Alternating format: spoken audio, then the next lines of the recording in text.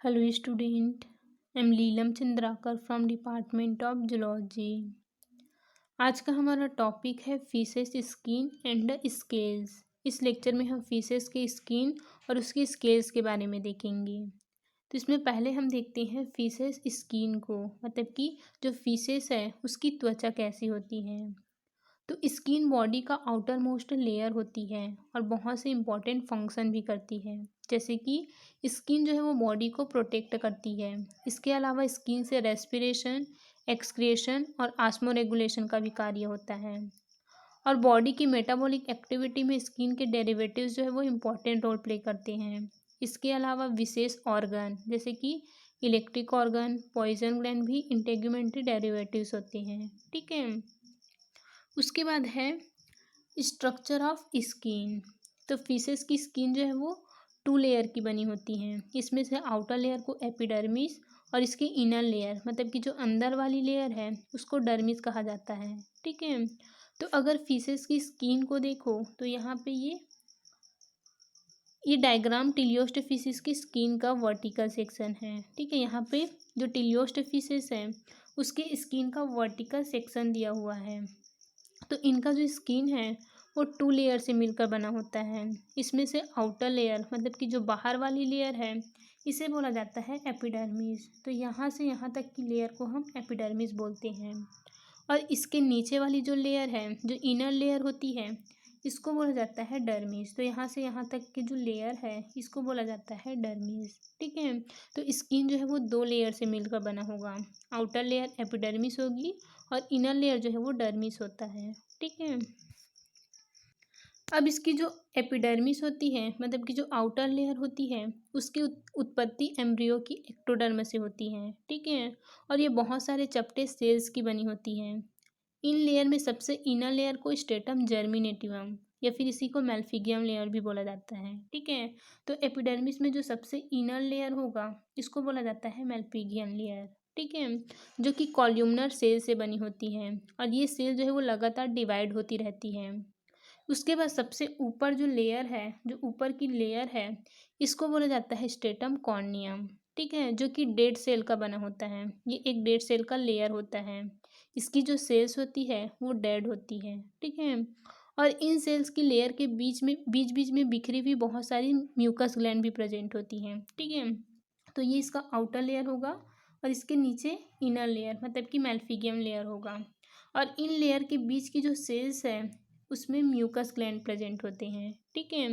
और ये जो म्यूकस ग्लैंड है ये एक चिपचिपा पदार्थ का सिक्रीशन करता है जिसको बोला जाता है म्यूकस। ठीक है। तो म्यूकस ग्लैंड के द्वारा म्यूकस का सिक्रीशन होगा जो कि इसकी स्किन को मतलब कि इनकी जो बॉडी है उसको नम और लसलसा बनाता है। ठीक है। फिर इसका जो इनर लेयर है इसको हम बोलते हैं डर्मिस। इनकी डर्मिस जो है वो एपिडर्मिस के नीचे प्रेजेंट होती है। ठीक है। इनके डर्मिस की जो उत्पत्ति होती है वो एम्ब्रियो की मीजोडर्म से होती है। ठीक है। तो डर्मिस जो है वो एम्ब्रियो की मीजोडर्म से बनती है। और इन लेयर में कनेक्टिव टिश्यू, ब्लड वेसल्स और नर्व फाइबर्स और जो सेंस ऑर्गन्स है ये सब प्रेजेंट होगा। ठीक है। डर्मिस की लेयर जो है वो नीचे की साइड में मसल से मजबूती से जुड़ा रहता है। तो डर्मिस की जो लेयर होगी वो नीचे की साइड जो मसल्स होती है उससे मजबूती से जुड़ी हुई रहती है। ठीक है। इसी से पूरे बॉडी की स्किन बॉडी से सटी हुई लगी रहती है। ठीक है। इनके डर्मिस से ही फिशेस की स्केल्स का डेवलपमेंट होता है। तो जो फिशेस की स्केल्स होती है वो इनके डर्मिस से डेवलप होते हैं। ठीक है। और इसकी स्केल्स के प्रेजेंस के कारण इनकी जो स्किन है वो खुरदुरी दिखाई देती है। ठीक है। तो यहाँ पे आप देख पा रहे हो इस प्रकार से जो स्ट्रक्चर निकली हुई है इसको बोला जाता है स्केल। ठीक है। जो कि इनके डर्मिस से ओरिजिनेट होती है और बाहर की ओर एपिडर्मिस के बाहर निकला रहता है। ठीक है। उसके बाद है फंक्शन ऑफ स्किन। तो फिशेस की स्किन की जो म्यूकस ग्लैंड है वो बहुत से फंक्शन करती है। म्यूकस ग्लैंड से सिक्रेट होने वाला म्यूकस जो है वो बॉडी की स्किन को नम रखती है। ठीक है। इसके साथ ही डिफरेंट टाइप के पैरासाइट जैसे कि प्रोटोजोआ, फंगस, बैक्टीरिया से स्किन को प्रोटेक्ट भी करती हैं। फिशेस की स्किन बॉडी को प्रोटेक्ट तो करती ही है, साथ ही इनके इंटरनल ऑर्गन को कोई भी बाहरी आघातों से भी बचाती है। ठीक है। स्किन में जो सेंस ऑर्गन होते हैं वो बाहर इन्वायरमेंट में होने वाले चेंजेस को भी बताती है। ठीक है, तो ये रहा स्किन का फंक्शन। अब देखते हैं फीसेस के स्केल्स को। ठीक है, स्केल्स मतलब कि जो इस फीसेस होती है उसके स्किन के बाहर में छोटी छोटी प्लेट लाइक स्ट्रक्चर निकली होती है जिसको हम बोलते हैं स्केल। ठीक है, तो पहले देखते हैं कि स्केल्स होता क्या है। तो फिशेस की आउटर बॉडी में कुछ प्लेट लाइक स्ट्रक्चर दिखती है जिसको हम स्केल्स कहते हैं। ठीक है, स्केल्स जो है वो फिशेस में एक स्मॉल रिजिड प्लेट की तरह होते हैं। ठीक है, जो कि फिशेस की स्किन से निकलते हैं। अब इन स्केल का फ़ायदा क्या होता है, तो ये एक कैमोलेज प्रोवाइड कराता है। ठीक है, कैमोलेज होता है एक प्रकार का भ्रम, जो कि ये जो स्केल्स है ये रिफ्लेक्शन और कलरेशन से कैमोलेज प्रोवाइड कराता है। ठीक है, फिशेस की डिफरेंट स्पीसीज में स्केल्स का जो शेप है और साइज है वो अलग अलग होता है। ठीक है, ये स्केल्स जो है वो फिशेस का एक्सोस्केलेटन बनाते हैं। उसके बाद है on the basis of origin scales are two types, epidermis and dermis. अब जो स्केल्स हैं वो दो तरह के हो सकते हैं ओरिजिन के बेस पे। ठीक है, तो वो निकले कहाँ से है, उसका ओरिजिन कहाँ से हुआ है, उसी के बेस पे जो स्केल्स होती है वो दो दो प्रकार की होती हैं। ठीक है, एक होता है एपिडर्मिस और सेकंड होता है डर्मिस। तो जो ऐसे स्केल जो कि इसके एपिडर्मिस से निकलते हैं, मतलब कि स्किन जो एपिडर्मिस वाली लेयर है, अगर उससे स्केल्स निकल रहा है तो उसको एपिडर्मल स्केल्स बोला जाता है। ठीक है, और जो इनकी डर्मिस लेयर से, मतलब कि जो डर्मल लेयर है उससे अगर स्केल्स निकल रही है तो उसे डर्मल स्केल्स बोला जाता है। ठीक है, लेकिन फिशेस की कैरेक्टरिस्टिक से ये है कि फिशेस की जो सारी स्केल्स होते हैं वो डर्मल स्केल्स होते हैं, यानी कि वो डर्मिस से निकलते हैं। कुछ फिशेस ऐसी होती हैं जिनमें स्केल्स नहीं पाए जाते हैं, जैसे कि इलेक्ट्रिक रेस और कैटफिश, इनमें स्केल्स नहीं पाया जाता है। इनकी जो स्किन है उसमें स्केल्स एब्सेंट होगा। ठीक है, उसके बाद है टाइप्स ऑफ स्केल। तो स्केल 5 प्रकार के होते हैं। तो अलग अलग फिशेस में जो स्केल्स हैं वो अलग अलग तरह के होते हैं। इसमें से फर्स्ट स्केल होता है कॉस्मॉइड स्केल्स, सेकेंड होता है गेनॉइड स्केल्स, थर्ड है प्लेकॉइड स्केल, फोर्थ है साइक्लॉइड स्केल और फिफ्थ होता है टिनॉइड स्केल। अब अगर बोनी फिशेस में देखें तो यहाँ पे दो तरह की फिशेस होती हैं। ठीक है, मतलब कि जो बोनी फिशेस क्या है, तो ऐसा फिश है जिसकी जो बोन है, मतलब कि जिसका जो एंडोस्केलेटन है अगर वो बोन से बना है तो उसको बोला जाता है बोनी फिशेस। ठीक है, तो जो बोनी फिशेस होती हैं उसके पास में बोनी प्लेट्स होते हैं। ठीक है, और वो 4 लेयर से निकल कर बनी होती हैं। ठीक है, और ये 4 कौन कौन सी होती हैं, तो इसमें से फर्स्ट लेयर है आइसोपेडाइन लेयर। ठीक है, आइसोपेडाइन जो लेयर है वो डिपेस्ट और कॉम्पैक्ट होता है। ठीक है, उसके बाद है स्पंजी बोनी लेयर जिसके अंदर वेस्कुलर स्पेस प्रेजेंट होते हैं। ठीक है, उसके बाद थर्ड लेयर होता है कॉस्माइन लेयर। ये जो कॉस्माइन लेयर है वो डेंटाइन लाइक हार्ड मटेरियल से मिलकर बना होता है जिसको कॉस्माइन कहा जाता है। ठीक है, उसके बाद outer most layer of hard enamel like substance. ठीक है, तो आउटर मोस्ट जो लेयर होती है स्केल्स की वे इनेमल से बनी होती हैं। ठीक है, हार्ड सब्सटेंस से मिलकर बना होता है। अब देखते हैं इसके टाइप्स को। तो इसमें से फर्स्ट टाइप है कॉस्माइड स्केल। तो इस प्रकार का जो स्केल्स होता है वो प्रिमिटिव फिशेस में होती हैं जो कि अब एक्सटिंक्ट हो चुके हैं, मतलब कि विलुप्त हो चुके हैं। ठीक है, और जो कॉस्माइड स्केल्स होती है वो फिशेस की जो डर्मिस लेयर है, इनका जो डर्मल लेयर है उससे ओरिजिनेट होते हैं। ठीक है, तो यहाँ पे कॉस्माइड स्केल्स का डायग्राम दिया हुआ है। ये एक कॉस्माइड स्केल्स है। ठीक है, और ये है कॉस्माइड स्केल्स का ट्रांसवर्स सेक्शन। ठीक है, ये वाला जो होता है वो एपिडर्मिस होता है, मतलब कि सबसे ऊपर लेयर को एपिडर्मिस कहा जाता है और इसके नीचे वाली लेयर को बोला जाता है डर्मिस। तो जो स्केल्स है वो इनकी डर्मिस से ओरिजिनेट होते हैं। ठीक है, इस स्केल के सबसे डीपेस्ट लेयर को कहा जाता है आइसोपेडाइन। ठीक है, तो सबसे इनर जो लेयर है इसको हम बोलेंगे आइसोपेडाइन। आइसोपेडाइन के ऊपर मतलब कि बीच वाली लेयर जो है वो हार्ड डेंटाइन जैसे पदार्थ कॉस्माइन का बना होता है, ठीक है। और इस सरफेस में ट्यूब्स की ब्रांचेस निकली होती हैं। और सबसे ऊपर वाला लेयर होता है विट्रोडेंटाइन, ठीक है। तो ये कॉस्माइड स्केल्स है। कॉस्माइड स्केल जो है वो प्रिमिटिव टाइप का होता है और ये उन फिशेस में पाई जाती थी जो कि एक्सटिंक्ट हो चुके हैं, ठीक है। तो अभी जो लिविंग फिशेस है उनमें कॉस्माइड स्केल्स नहीं पाई जाती। इस प्रकार का स्केल्स जो है वो एक्सटिंक्ट, क्रॉसोप्टेरिजी और डिप्नोई में पाए जाते थे, ठीक है। उसके बाद सेकेंड स्केल है गेनॉइड स्केल्स। इस प्रकार की जो स्केल्स होती है वो प्रिमिटिव एक्टिनोप्टेरिजियन फिशेस में पाए जाते हैं और ये स्केल्स हैवी होते हैं।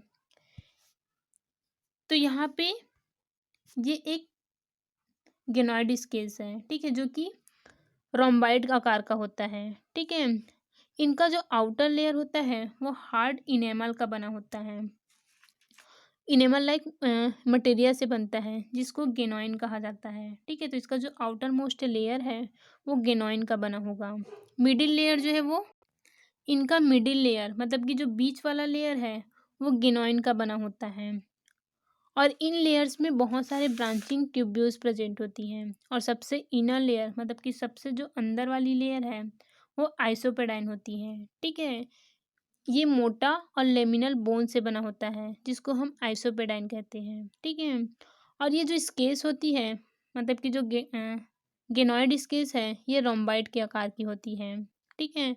इस प्रकार का स्केल्स कॉन्ड्रिक्थिस और होलोस्टेसियन फिशेस में अच्छे से डेवलप होते हैं। इसका एग्जाम्पल होता है एसिपेंसर और है एमिया, ठीक है। एसिपेंसर और जो एमिया फिशेस होती है उसमें गेनॉइड स्केल्स पाया जाता है। उसके बाद थर्ड इसका टाइप है प्लेकॉइड स्केल्स। प्लेकॉइड स्केल्स जो है वो स्मॉल डर्मल डेंटिकल्स हैं जो कि टीथ के फॉर्म में स्कॉलियोडॉन फिश मतलब कि जो सार्क होती है उनकी डर्मिस में धंसे रहते हैं, ठीक है। तो ये सार्क फिशेस का एक्सोस्केलेटन बनाते हैं। अब अगर इसके स्ट्रक्चर को देखोगे तो ये इसका बेसल प्लेट होता है और इसके ऊपर में स्पाइंस लगे होते हैं जो कि ट्राइडेंटॉन प्रकार का ट्राइडॉन स्पाइंस होते हैं, ठीक है। इनका बेसल प्लेट जो है वो रोम्बाइड या फिर हीरे के आकार की होती है और सीमेंट जैसे पदार्थ की बनी होती हैं। ये डर्मिस इसका जो बेसल प्लेट है ये डर्मिस में धंसी रहती है, ठीक है। और बेसल प्लेट में एक छोटा सा पोर प्रेजेंट होता है जिससे ये कांटे की जो पल्प कैविटी होती है उससे जुड़ी रहती है। और ब्लड वेसल्स, नर्व फाइबर और जो लिम्फ्स है इस पोर के थ्रू पल्प कैविटी में एंटर करते हैं, ठीक है। उसके बाद बेसल प्लेट के ऊपर होता है स्पाइन जो कि ट्राइडॉन प्रकार का होता है। इनका जो स्पाइन है वो चपटी और पीछे की ओर झुकी हुई ट्राइडेंट स्ट्रक्चर होती है मतलब कि इसमें 3 इस प्रकार से स्ट्रक्चर निकली होती है, ठीक है, जो कि स्किन के बाहर निकली रहती है मतलब कि इसका जो एपिडर्मिस वाला लेयर है, स्किन का जो एपिडर्मिस लेयर है उससे ये बाहर की ओर निकली रहती है। इसी का इसका जो स्किन होता है वो खुरदुरा दिखाई देता है, ठीक है। और ये हार्ड ट्यूब युक्त डेंटाइन का बना होता है। उसके बाद देखते हैं डेवलपमेंट ऑफ प्लेकॉइड स्केल्स। अब ये जो प्लेकॉइड स्केल्स है ये कैसे डेवलप होते हैं, इसका ग्रोथ कैसे होता है। तो प्लेकॉइड स्केल्स के डेवलपमेंट की शुरुआत डर्मिस की जो मीजेनकाइमल सेल्स होती है उसके एपिडर्मिस के नीचे इकट्ठा होने से होती है, ठीक है। तो डर्मिस में जो मीजेनकाइमल सेल्स होती है वो एपिडर्मिस के नीचे इस प्रकार से इकट्ठा होने लगती है, ठीक है। ये सेल्स जो है वो इकट्ठा होकर ऊपर की ओर उठती है और डर्मल पैपिला बनाती है। तो ये इस प्रकार से इकट्ठा होगा और ऊपर की ओर उठने लगती है जिसको हम बोलते हैं डर्मल पैपिला, ठीक है। इन डर्मल पैपिला का फिर डेवलपमेंट होता है और डेवलप हो रही पैपिला का न्यूट्रिशन ब्लड वेसल्स के थ्रू किया जाता है, ठीक है, जिससे इसका तेजी से डेवलपमेंट होता है। तो इस प्रकार से इसका डेवलपमेंट होगा, ठीक है। और ये स्किन की सरफेस पे एक उभार के रूप में निकल जाता है। जब इसका पूरा डेवलपमेंट हो जाएगा तब ये स्किन के बाहर एक उभार के रूप में बाहर निकल जाएंगे, ठीक है। अब जो स्ट्रेटम जर्मिनेटिवम है मतलब कि जो स्किन की जो लेयर है इनर लेयर जिसको हम स्ट्रेटम जर्मिनेटिवम या फिर इसी को मैल्फिगियन लेयर भी बोलते हैं, ठीक है। तो ये जो है ये जो मैल्फिगियन लेयर है इस पैपिला को ऊपर से ढके रहती है, ठीक है। तो ये इस प्रकार से इसको ऊपर से ढका रहेगा, ठीक है। मैल्फिगियन की लेयर डबल लेयर को बनाती है, इसे हम इनेमल ऑर्गन कहते हैं। इन स्केल्स को बाहर से विट्रोडेंटाइन घेरे रहती है, ठीक है। तो जो स्केल्स है ये बाहर की तरफ विट्रोडेंटाइन से घिरी होती है, ठीक है। अब पेपिला की जो मेसेनकाइमल सेल्स है वो डेंटाइन सिक्रीशन करना स्टार्ट करती है और ये एक के ऊपर एक दो परत को बनाती हैं। तो जो मेसेनकाइमल सेल्स है जो कि स्केल्स के पदार्थ का सिक्रीशन करती है वो ओडोंटोब्लास्ट कहलाती है, ठीक है। तो ये वाला जो पार्ट है इसे बोला जाता है ओडोंटोब्लास्ट, ठीक है। अब पेपिला का बीच वाला पार्ट जो है वो सॉफ्ट और वेस्कुलराइज्ड होती है जो कि पल्प कैविटी को बनाती है। तो यहाँ पे एक कैविटी दिखाई देती है, इनको बोला जाता है पल्प कैविटी, जिसमें blood vessels, odontoblast cells, nerve fibre और कनेक्टिव टिश्यू रहता है, ठीक है। पल्प कैविटी के चारों ओर डेंटाइन होती है। तो ये जो पल्प कैविटी है इसके चारों तरफ डेंटाइन प्रेजेंट होगा, ठीक है। और डेंटाइन में बहुत सारी ट्यूब्स प्रेजेंट होती हैं जिसको कैनाली क्यूली कहा जाता है, ठीक है। अब ये पेपिला ग्रोथ करता है और ट्राइडेंट स्पाइन जैसा होता है, ठीक है। तो ये इस प्रकार से एक ट्राइडेंट मतलब कि 3 स्ट्रक्चर वाला स्पाइन बना लेगा, ठीक है। अब पेपिला का जो बेस वाला पार्ट है मतलब कि इसका जो नीचे वाला पार्ट है, तो पेपिला के बेस पर प्रेजेंट जो डर्मिस की मेसेनकाइमल सेल्स है वो बेसल प्लेट का फॉर्मेशन करती है। तो इसके जो बेस है इसमें बेसल प्लेट का फॉर्मेशन होता है, ठीक है। जब पूरा डेवलपमेंट हो जाता है तो निर्माण के बाद स्पाइन जो है वो इनेमल ऑर्गन को धक्का देकर एपिडर्मिस से इस प्रकार से बाहर निकल जाएगा, ठीक है। अब डर्मिस में पल्प कैविटी की जो ओपनिंग है वो संकरी हो जाती है।